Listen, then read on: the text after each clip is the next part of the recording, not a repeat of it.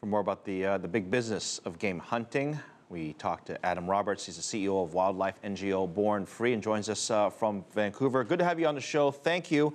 Let me first get your reaction to when you first heard of this, the lion.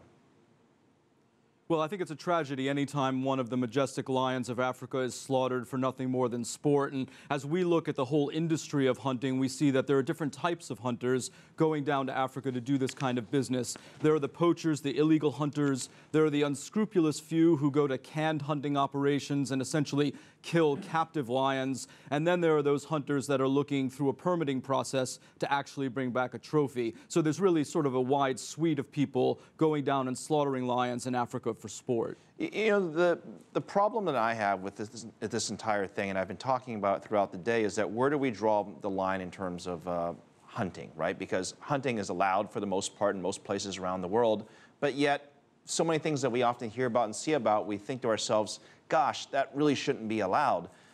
And I don't know, where do we draw the line on this?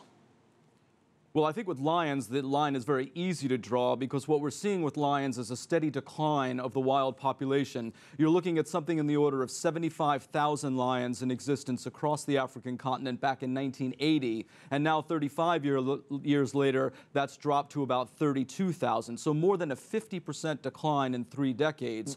Moreover, the habitat for lions is being fragmented. They only have about 22% of their historic range left. So when you have a species with that precipitous decline, that incredible threat, there's no excuse for allowing trophy hunting any longer. Adam, for our viewers, it is not an endangered species. Are you saying it should be one? Absolutely. And Born Free is one of a number of organizations who back in 2011 petitioned the U.S. Fish and Wildlife Service to list the African lion as endangered under the Endangered Species Act. This would almost all but stop the trophy hunting of lions in Africa, or at least the ability of American trophy hunters, who are really the core of the problem in this instance, bringing those trophies back. It's one thing that we have the power to change in America to try and support lion conservation in Africa, and we're still waiting for the U.S. government to issue its final rule on our petition. So you heard just now in that the package that we just ran, the individual there said that, well, look, it's fair for us to say that these are what our standards are, but down there on the ground, this is part of their livelihood, right? This is part of their life. They've been living like this for X number of years. Who are we to tell them how to, who to kill, what to kill, and what should be allowed? Well, of course, if we care about the long-term viability of any wildlife species, including the lion or elephants or other species for that matter, we have to try and put mechanisms in place that will protect the survival of these species. Otherwise, there will be no community benefit for years to come. But what our research has found and the work that Born Free and others have done is that 3 numbers I think matter most. The first is 0.27. In all of the countries that we studied, none of them generated GDP revenue for their national economy from trophy hunting more than 0.27 of the GDP. So it's a very small percentage of revenue. The second number that's important to me is 1.8.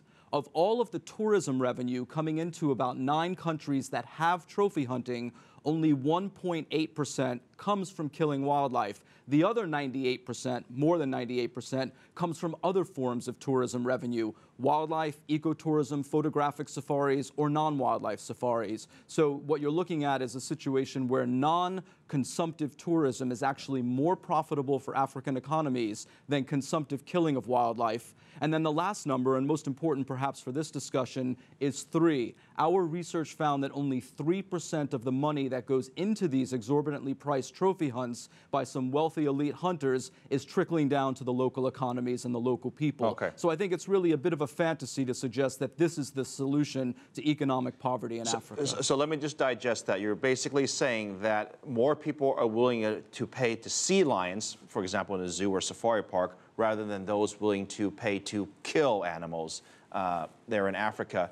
Now, I assume you've given this information to officials around the world. What is their reaction to this? Well, at the moment, what we're finding is that, as I mentioned, we're waiting for the U.S. government to look at the data we've given them and make a decision on listing the lion as endangered or even threatened with a special rule that would say we wouldn't import any trophies from countries that are shown, like Zimbabwe, Tanzania, and elsewhere, not to be able to manage lion populations effectively. But then there's also a responsibility of other governments around the world, including in the European Union, to do the same thing. So this is a long-term process of trying to put in place necessary policies and regulations to save the lion in perpetuity. It's going to take some time, but I think with the population declines we're seeing, the lion actually doesn't have much more time. Action is really needed now. Now, some might say, look, that's great for us to tell Africa, the countries there, what to do, what not to do. Some might point the finger back at us here in the U.S. and say, hey, look, you have plenty of hunters that go around. There's hunting that's basically in every single state in the union. Why don't you regulate that?